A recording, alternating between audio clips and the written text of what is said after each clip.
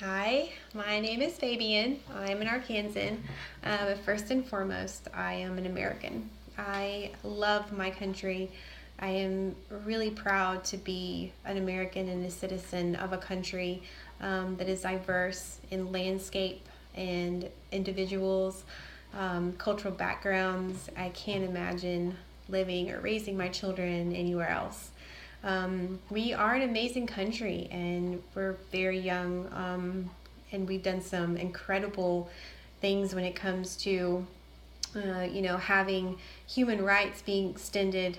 But clearly, with our administration that we currently have, our situation is kind of turned backwards. We have lots of room to grow, lots of room to grow. I know that the current administration is attacking everything on every level, from environment to women's rights to immigration, or healthcare, and that division is becoming more and more solidified with every choice that our representatives make. So not speaking out and saying anything is not an option for me anymore. I've written emails and I have phoned my representatives and made my voice known through our normal channels, but I think that social media is a great platform to help get our voice to our representatives. So I am introducing a project called From Your Constituents, in which we make videos and send them to our representatives and then upload them to social media platforms so that our neighbors can see that they can have a voice too. With our representatives listening to us, hearing us, seeing our faces, knowing we're real people, it might make a difference in the choices that they make in Washington. Right now, it seems like an imbalance for 535 representatives to try and meet the needs of over 300 million Americans. That just doesn't quite balance out the way you'd like for it to. It's hard for, that few individuals to really care and adequately represent and speak for the millions of voices that they don't really hear every day. So maybe if they see our faces and if they hear our voices, they'll be more connected to us and actually listen. So this is my first post. This will be my letter to my representative, Tom Cotton. I am a constituent of his at 72704, my zip code. And no, I am not a paid protester. I mean everything I say from my heart. And there's nothing that could possibly, I couldn't get paid enough to not say anything, and I do mean that. At this point, I am really concerned about, the RAISE Act that was introduced in February. I know currently the Immigration and Nationality Act has been a topic of discussion because our current administration believes that immigrants are somehow a negative influence to our country, and that could be farther from the case. Our country is richer and better suited to handle any problems that arise because of the amazing diversity that we have. The RAISE Act, as I understand it, and I'm open to comments and corrections, and of course I understand some people will probably do that, which I'm excited about.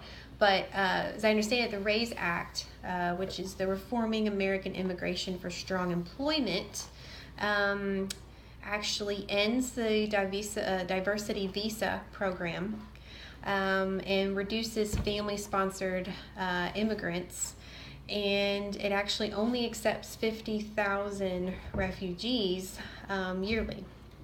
Now, as I understand it, Tom Cotton, you said that this will help raise wages for the American people. I cannot quite make that connection because I know that the situation between, American wages and the corporations that run America are really going to be where this issue lies. I don't believe that, immigrants that take lower paying jobs are the reasons why Americans don't get a fair wage. Americans don't get fair wages because there are companies, business owners that choose not to. So it's a problem that's not even related to immigration, from how I'm seeing it on my side. So with this RAISE Act and all the work that you put into it, I feel like could be, that time could be reinvested in looking at immigration and trying to make it an easier process for people to come in, not only legally, but to immigrate here because they're trying to have a better life. They're coming from places in which we can't possibly imagine the conditions. And I know that you're probably a very nice man, and if you put yourself in, an immigrant's place that is coming from a war-torn country, or maybe they're coming from a country in which, genitalia mutilation is normal. If you put yourself in their shoes, you probably would feel differently.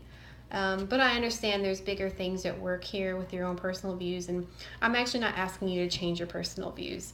What I'm asking you for is to reevaluate how you address the immigration issue. Currently, the resolutions that I see, besides, helping immigrants come in legally, because when I looked into the process of how you get to become an American citizen, it's really tricky. There's a lot of loopholes in that, or a lot of hoops to jump through. And I completely understand that we have to vet people. We have to make sure that people are going to come and just start trouble in our country and create, healthcare issues. And I know it's something that's bigger than just being like, this is the answer. But I do think that helping support those programs rather than damning them would be the choice. And that's not a one side or the other. That's just doing what's right. That's taking care of others, which, if I understand it, is in the religious belief of a lot of different individuals. Taking care of others, rich not taking from the poor, pretty sure that's documented. And the fact that we're not taking care of others is not really living up to some of the values that I know that people, want to live up to. The other issue is that, people coming in from Mexico, because I understand that that's the hot topic right now, and building this wall, which makes no sense. You could put that money into education for our children, create a fantastically technologically advanced next generation instead of building a wall. That's a whole nother video. So if we are helping our neighbors, if we are helping Mexico in whatever way that makes sense for America, and helping stabilize their government, stabilize their country, that is one stronger unit to this continent. I can't imagine trying to divide everybody up and trying to make it be like, okay, you deal with what you have to deal with and we'll deal with what we have to deal with, and everything's going to work out just fine. That's not how it works out. If they've got problems over there, that means we're going to have problems here. And I know that's probably obvious. There's more things involved, at this point, with the reason why you've chosen to attack immigrants. But the solution doesn't lie in reducing our diversity, by getting rid of the diversity visa program, which allows a lot of people to have an opportunity to live here that wouldn't have otherwise. I don't really understand why you would also, not try to help, individuals, families who need to be over here. It just seems like a disrespectful path to take. And I'm not 100% sure if your objectives are being truthful to the Americans. I don't think you're being truthful to Arkansas either. So, I hope that I get a response from you through a letter. I'll leave my email address with my email with this video. And so you can contact me back in 30 days, or you can send me a video back and let me know how you feel, and where you think that, you can meet the Americans' needs better by, encouraging this RAISE Act. At this point, I really think that reevaluating where our country goes is going to lie in the 300 million Americans and what we have to say. So I can't wait to hear from you. I really hope that you are having a wonderful day, and I appreciate your time. And I'll be sending you in your friends in Washington, or other representatives, I will be sending as many videos as I can to just communicate how I feel here in Arkansas about America. So, this country is one nation. We stand indivisible with liberty and justice for all. And that's truly what I believe. Have a great day.